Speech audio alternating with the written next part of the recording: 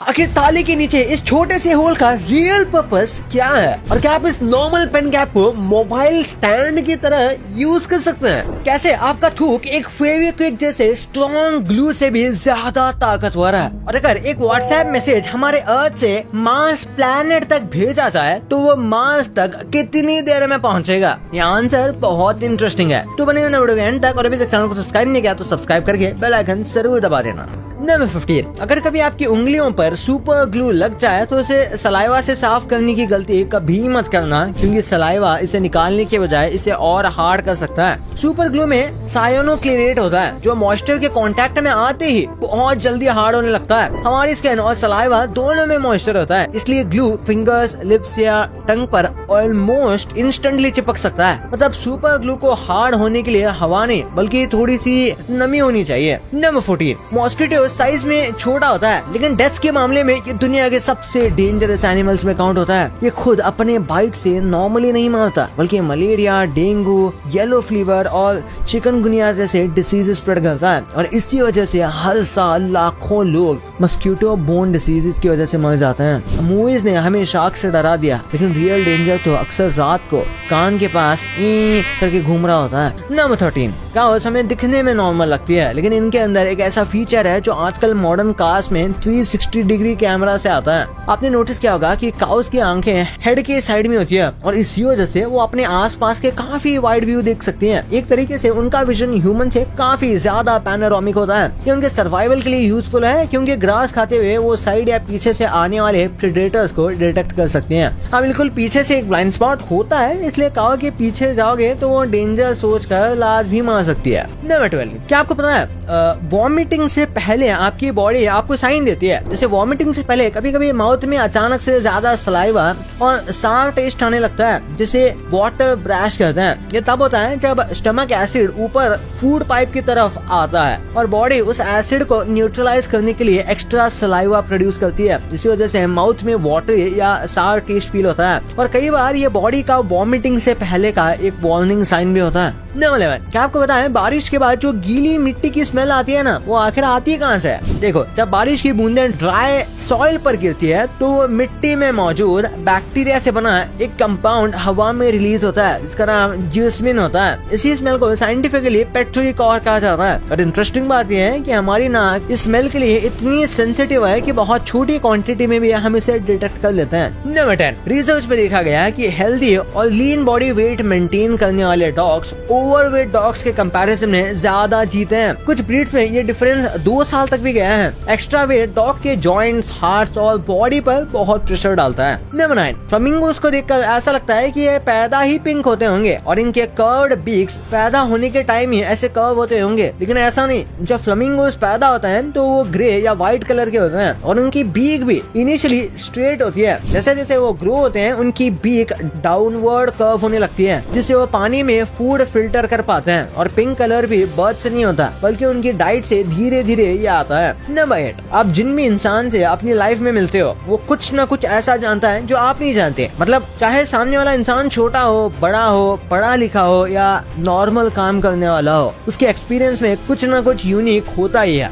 इसी वजह से कभी कभी रैंडम पर्सन भी आपको ऐसी चीजें सिखा देता है जो बुक्स या इंटरनेट पर इजीली नहीं मिलती। इसलिए हर इंसान को इग्नोर करने से पहले एक बार ये सोचना चाहिए कि शायद उसके पास कोई ऐसी बात हो जो आपके काम आ जाए। नंबर 7, आप जब खुद से अंदर बात करते हो या माइंड में कुछ इमेजिन करते हो तो शायद आपको लगता होगा कि सबके ब्रेन में ऐसा ही होता है, लेकिन हर इंसान का माइंड सेम तरीके से काम नहीं करता। कुछ लोगों के माइंड में क्लियर इनर वॉइस होती है, कुछ लोग बिना इनर वॉइस के सोचते हैं और कुछ लोग आंखें बंद करके किसी फेस या ऑब्जेक्ट की इमेज भी क्लियरली इमेजिन नहीं कर पाते। इस कंडीशन को एफेंटेसिया कहा जाता है। मतलब कुछ लोग बिना अंदर की आवाज और बिना मेंटल पिक्चर के भी नॉर्मल लाइफ में डिसीजंस लेते रहते हैं। नंबर 6, जो पानी आज आप पी रहे हो सकता है उसका कोई पार्ट मिलियंस ऑफ इयर्स पहले किसी डायनासोर के बॉडी पार्ट में रहा हो। अर्थ का वाटर कंटिन्यूअसली साइकिल में घूमता रहता है, ओशन से इवेपोरेट होता है, क्लाउड्स बनता है, रेन के फॉर्म में ये गिरता है, फिर रिवर्स और ग्राउंड वाटर से ये ओशन तक पहुंच जाता है। पानी डिस्ट्रॉय तो नहीं होता, बस फॉर्म और जगह चेंज करते रहता है। मतलब हम टेक्निकली वही एंशिएंट पानी बार बार रिसाइकिल करके पीते जा रहे हैं। नंबर 5,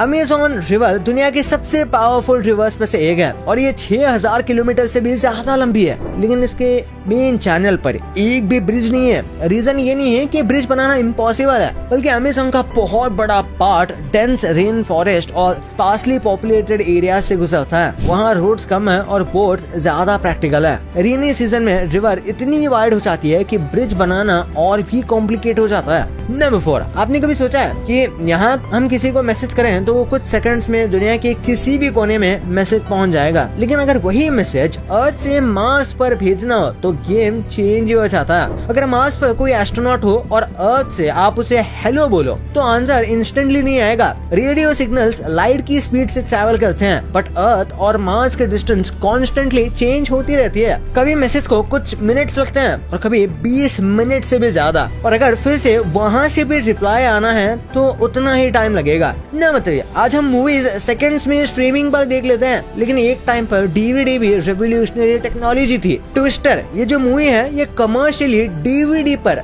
रिलीज होने वाली पहली मेजर हॉलीवुड मूवीज में से एक मानी जाती है। 1996 के इस डिजास्टर फिल्म में टॉर्नेडोज सब कुछ उड़ा रहे थे और रियल लाइफ में ये फिल्म VHS एरा को धीरे धीरे रिप्लेस करने वाली डीवीडी वेव का पार्ट बन गई। नंबर 2, क्या आपको पता है दुनिया में एक ऐसा जानवर भी है जो सर्दियों में लिटरली मर गया जैसा लगता है, बट फिर भी वो वापस जिंदा हो जाता है, और ये कोई और नहीं वुड फ्रॉग है जो ज्यादातर नॉर्थ अमेरिका में पाया जाता है। जैसे ही वहाँ का टेम्परेचर बहुत ज्यादा लो होता है ये फ्रॉग खुद को फ्रीज कर लेता है। उसी टाइम इसकी ब्रीथिंग से लेकर हार्ट बीट तक सब बंद हो जाता है और बॉडी का बड़ा हिस्सा बर्फ में बदल जाता है। देखने में लगता है कि फ्रॉग मर चुका है, बट एक्चुअली ये जिंदा रहता है क्योंकि इसकी बॉडी में मौजूद ग्लूकोज इसके ऑर्गन्स को डैमेज होने से बचाता है। और जैसे ही स्प्रिंग सीजन आता है और टेम्परेचर बढ़ने लगता है तो ये फ्रॉग धीरे धीरे पिघल जाता है और ये सांस लेने लग जाता है और बिल्कुल नॉर्मल हो जाता है। नंबर 1, आज मैं आपको डेली लाइफ की कुछ ऐसी चीजों का रियल पर्पस बताने वाला हूँ जिन्हें जानकर आप शॉक हो जाओगे। सबसे पहले है पैडलॉक। अगर आपके घर में ऐसा ताला है तो आपने नोटिस किया होगा कि इसके नीचे एक ऐसा छोटा होल होता है। कई लोग इसे सिर्फ ऐसे ही रैंडम समझते हैं, बट एक्चुअली इस होल के कई पर्पसेस होते हैं। जैसा पहला, अगर ताले के अंदर गलती से पानी चला जाए तो वो इसी होल से बाहर निकल जाता है, जिससे ताले के अंदर जंग नहीं लगता। और दूसरा, अगर ताला जाम हो जाए और खुले में दिक्कत करे तो इसी होल में ऑयल या लुब्रिकेंट डालकर ताले को दोबारा स्मूथली खोला जा सकता है। इसके बाद है एयरप्लेन विंडो। अगर आप एरोप्लेन में बैठे हो तो आपने देखा होगा एरोप्लेन के विंडो के पास एक छोटा सा होल होता है। ज्यादातर लोग इस पर ध्यान नहीं देते, बट इसका भी एक इम्पोर्टेंट पर्पस है। दरअसल एरोप्लेन की विंडो मल्टीपल लेयर से बनी होती है और जब एरोप्लेन फ्लाई करता है तो अंदर और बाहर के प्रेशर में काफी डिफरेंस आ जाता है। ये छोटा सा होल इसी प्रेशर को बैलेंस रखता है ताकि विंडो पर ज्यादा स्ट्रेस ना पड़े और वो सेफ रहे। साथ ही ये लेयर्स के बीच जमे हुए मॉइस्चर को भी बाहर निकालने में हेल्प करता है, जिससे विंडो के अंदर जल्दी फॉग नहीं जमता। फिर है जीन्स के मेटल बटन्स। जीन्स की पॉकेट के कॉर्नर्स पर लगे ये छोटे मेटल बटन्स सिर्फ लुक के लिए नहीं, इनका रियल पर्पस जीन्स को फटने से बचाता है। मतलब पहले के टाइम में जो जीन्स आती थी उन पर ऐसे बटन्स नहीं होते थे, इसलिए ज्यादा प्रेशर पड़ने पर जीन्स पॉकेट कॉर्नर से बहुत जल्दी फट जाती थी। इसी प्रॉब्लम को सॉल्व करने के लिए कंपनीज ने पॉकेट के कॉर्नर्स पर ये मेटल बटन्स लगाना शुरू कर दिया, जो दिखने में अच्छा भी लगता है और पॉकेट के कॉर्नर्स को भी स्ट्रॉन्ग बनाता है। अब बात करते हैं विंटर कैप की। विंटर कैप के ऊपर ये लगा पॉम पॉम सिर्फ स्टाइल के लिए नहीं, इसका रियल पर्पस लोगों के सर को चोट लगने से बचाना था। दरअसल फ्रेंच सेलर्स यानी जहाज पर काम करने वाले लोग अपनी कैप्स के ऊपर ऐसे सॉफ्ट पॉम पॉम लगाते थे, क्योंकि शिप्स के अंदर कई जगह सीलिंग बहुत लो होती थी और चलते वक्त उनका सिर उससे टकरा सकता था। ऐसे में ये पॉम पॉम कुशन की तरह काम करते थे, जिससे सर पर चोट कम लगती थी और बाद में यही डिजाइन नॉर्मल विंटर कैप्स में भी यूज होने लग गया।